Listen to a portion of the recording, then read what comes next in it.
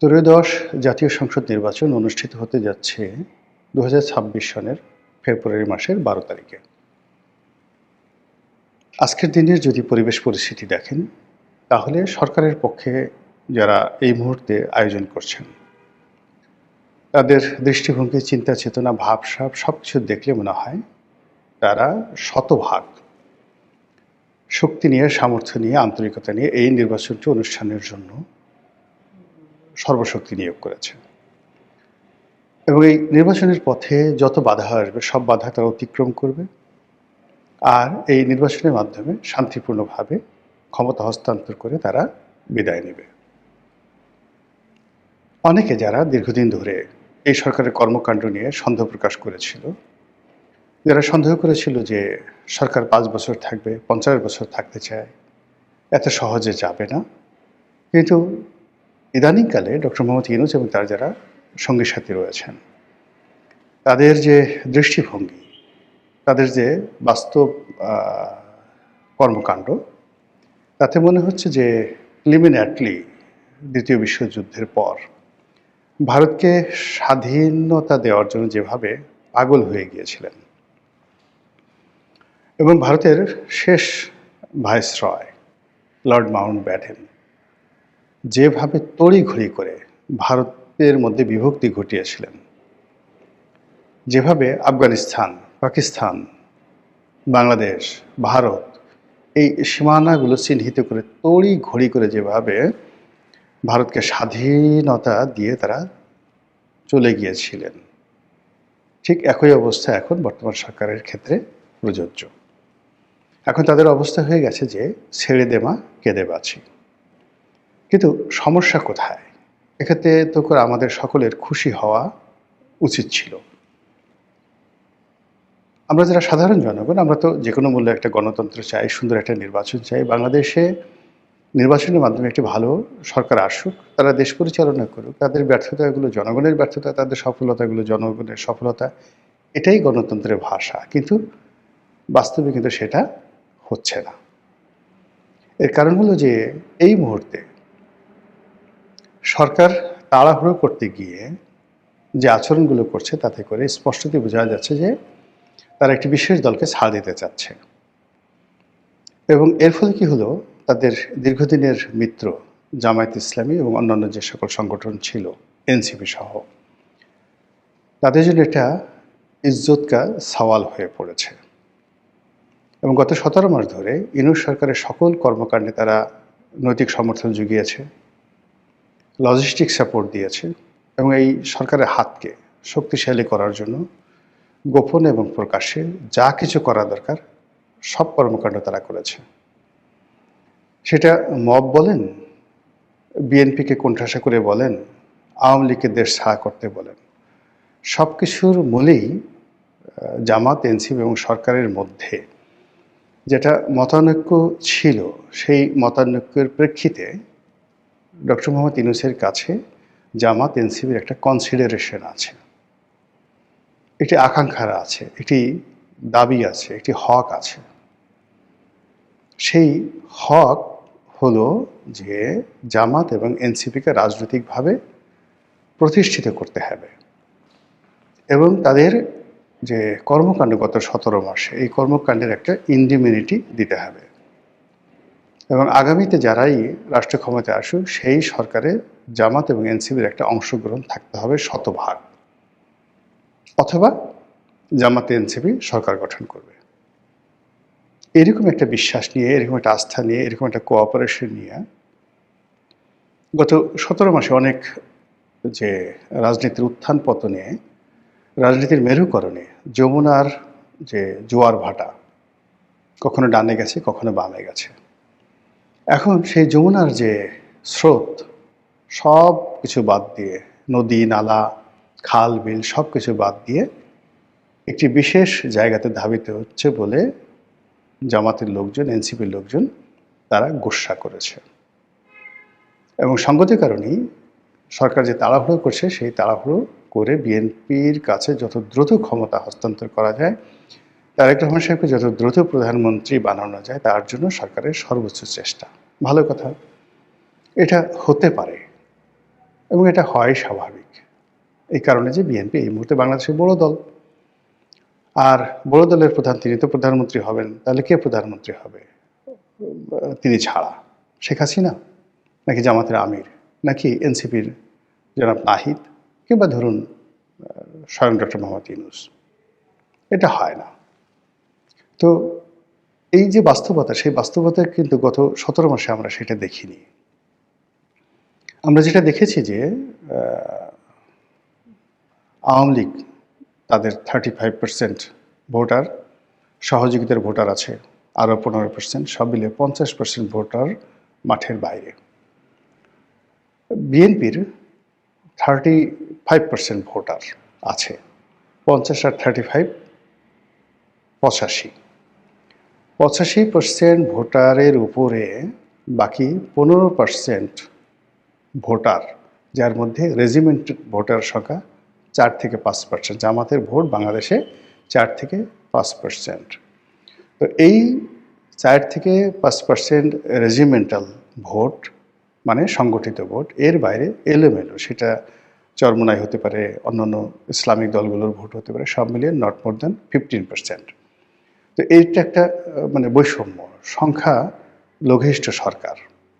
তো সেই সংখ্যালঘিষ্ঠ সরকার গত 17 মাস ধরে 85% ভোটের যারা স্টেক হোল্ডার তাদেরকে মানে এক গ্রুপকে দেশের বাইরে রাখার চেষ্টা করেছে, আরেক গ্রুপকে ক্ষমতার বাইরে রাখার চেষ্টা করেছে। এখন সেটা বুমেরাং হয়ে গেছে এই সময়টিতে এসে। সেটা হলো আওয়ামী লীগ আর এখন আগের মতো নিজেদেরকে দুর্বল ভাবছে না। আর বিএনপি এই নতুন বন্দোবস্তে তারা হঠাৎ করে মানে 180 ডিগ্রি অ্যাঙ্গেলে উল্টে গিয়ে দেশের সকল দণ্ড মণ্ড ক্ষমতার মালিক হয়ে বসে পড়েছে। তো এরকম যখন ঘটনা ঘটে আপনার আমার দৈনন্দিন জীবনে, তখন আমরা কি করি? যেমন ধরুন একটা খুব প্রাকৃতিক ডাক এসেছে, পেটটা একটু কিরমির কিরমির করছে, গুড়গুড় করে শব্দ হচ্ছে, আপনি বুঝতে পারছেন যে কিছু একটা হবে।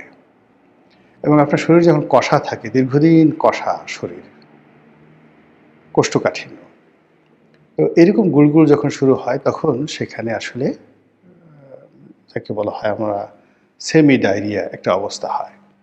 আপনি বুঝছেন যে আপনার হাতের সময় বেশি নাই, আপনি দৌড় দিলেন বা জোরে জোরে হাঁটার চেষ্টা করলেন, আশেপাশে টয়লেট খুঁজছেন অথবা টয়লেটে যাওয়ার চেষ্টা করছেন।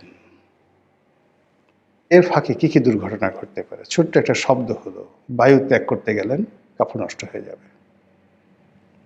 কিংবা দেখা গেল যে আর একটু অসতর্ক হলেন, পাটা একটু চাগায় দিলেন, কাজ হয়ে যাবে, জ্যাঙ্গে ঠ্যাঙ্গে সব ভরে যাবে।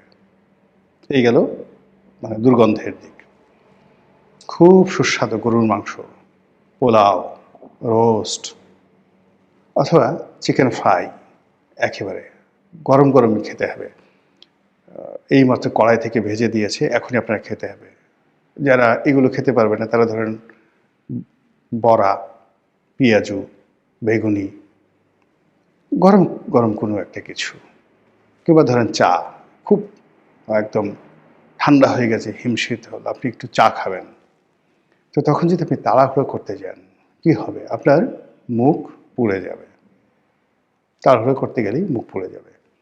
তো এক্ষেত্রে নির্বাচন নিয়ে যদি তাড়াহুড়ো যেভাবে করা হচ্ছে এবং যে কাজটি অনিবার্যভাবে হবে, সহজ সরলভাবে হবে, সেখানে অতিরিক্ত আগ্রহ দেখাতে গিয়ে, অতিরিক্ত ফর্মালিটিস দেখাতে গিয়ে ওই যে আমাদের যে প্রাকৃতিক দুটো ঘটনা, বর্জ্য ত্যাগ অথবা খাদ্য গ্রহণ, সেখানে তাড়াহুড়ো করতে গেলে আমাদের যা হয়, এক্ষেত্রে সেটা হওয়ার সম্ভাবনা দেখা দিয়েছে।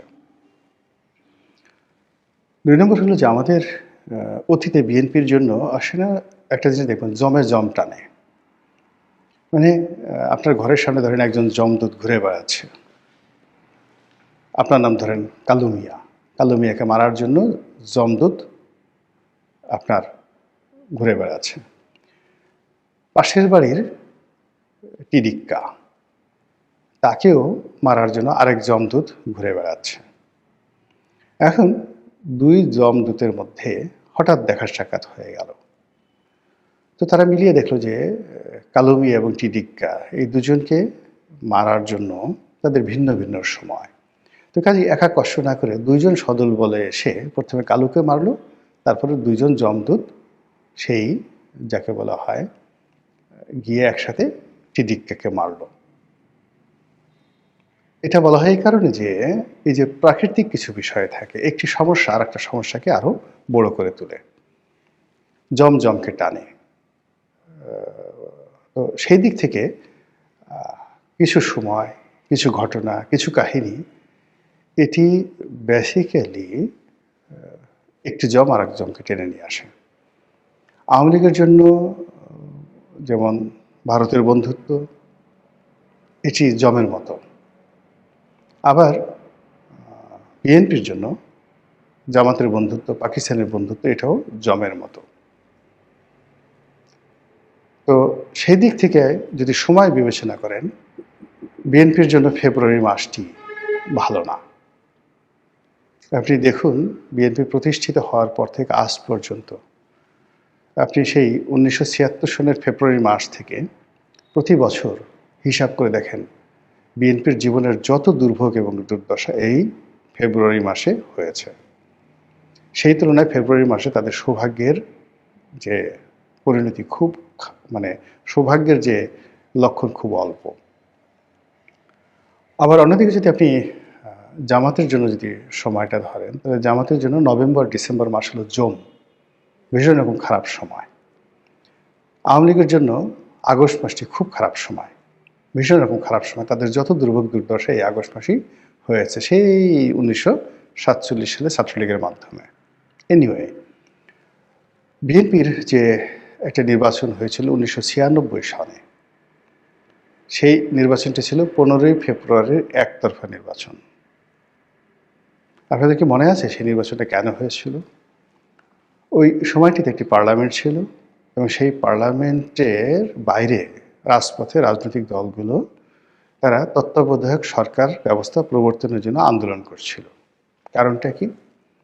মাগুরাতে একটা বিতর্কিত নির্বাচন হয়েছিল।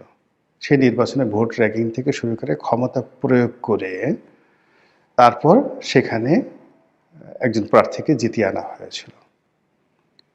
এর বাইরে আরেকটা নির্বাচন হয়েছিল ঢাকার তেজগাঁয়ে, একটা উপনির্বাচনে বাই ইলেকশনে মোসাদ্দেক আলী ফালুকে জেতানোর জন্য বিএনপি প্রশাসনকে ব্যবহার করে যে কাজ করেছিল, এর ফলে বিরোধী দলগুলো মনে করলো এই সরকারের অধীনে কোনো নির্বাচন হতে পারে না, তত্ত্বাবধায়ক সরকারের দাবিতে তারা আন্দোলন গড়ে তুলল।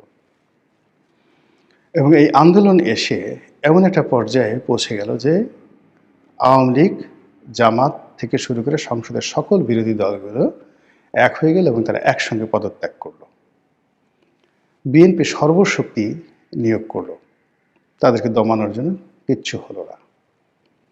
নির্বাচনের শিডিউল হলো, সমস্ত দলগুলো নির্বাচন বর্জন করলো। ফলে বিএনপিকে একা নামকা ওয়াস্তে একটা নির্বাচন করতে হলো। এবং সেখানে যেমন আওয়ামী লীগের বিনা ভোটে নির্বাচনে জাতীয় পার্টি ছিল, 15 ফেব্রুয়ারি নির্বাচনে বিএনপির কোনো এরকম জাতীয় পার্টি প্রক্সি কোনো গৃহপালিত বিরোধী দলও ছিল না। এর ফলে কি হলো, বিএনপি একটা তত্ত্বাবধায়ক সরকারের কাছে ক্ষমতা হস্তান্তর করে বিদায় নিল এবং আওয়ামী লীগ ক্ষমতায় এলো।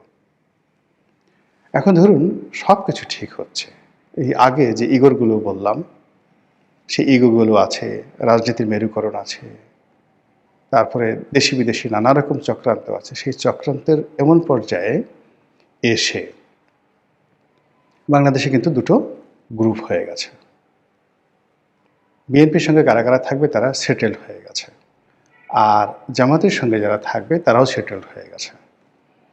এখন আপনি চিন্তা করুন যে বিএনপির সঙ্গে যারা আসছে বন্ধু হিসেবে তারা খুব ছোট দল, এরা ব্যক্তিগতভাবে দুর্বল আর তাদের লোকজনও তেমন একটা নেই।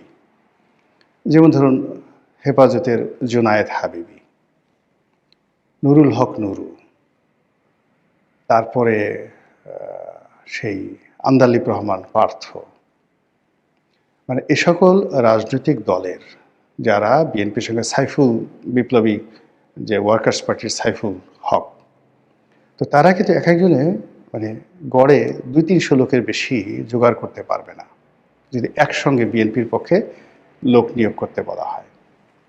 কিন্তু এখন পর্যন্ত যদি আপনি ধরেন হেফাজতের যে অংশটি জামাতের সঙ্গে আছে, ইসলামিক যে দলগুলো জামাতের সঙ্গে আছে, জামাত নিজে এবং চরমোনাই, তারা সবাই কিন্তু যে কোনো সময় ৫০,০০০ লোক আলাদা আলাদাভাবে তারা সমাবেশ ঘটাতে পারবে। এবং এই যে ৩ থেকে ৪টি দল যদি ৫০,০০০ করে ৩ থেকে ৪টি স্পটে ৩টি সমাবেশ করে, একত্রে না আলাদা আলাদা করে, বলেন তো কি হতে পারে সেখানে?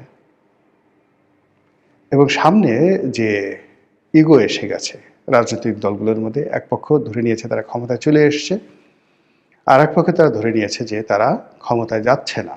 যেহেতু ক্ষমতায় যাচ্ছে না, ক্ষমতায় গেলে ডলা খেতে হবে, জেলে যেতে হবে, গত ১৭ মাসে ১৮ মাসে কি করেছি এগুলোর সব হিসাব দিতে হবে, তাহলে শেষ চেষ্টাটা একটু করা যাক।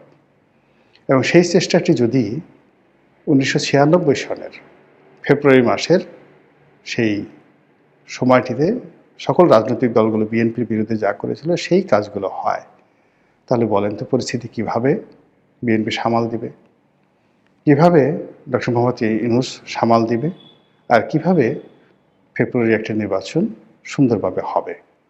জাস্ট প্রশ্ন, নাথিং। কোনো মন্তব্য করলাম না, শুধু প্রশ্ন করলাম। আপনারা নিজেই এর উত্তর খুঁজে বেড়ান এবং দৈনন্দিন যে আমাদের পরিবেশ পরিস্থিতি সেটা অবলোকন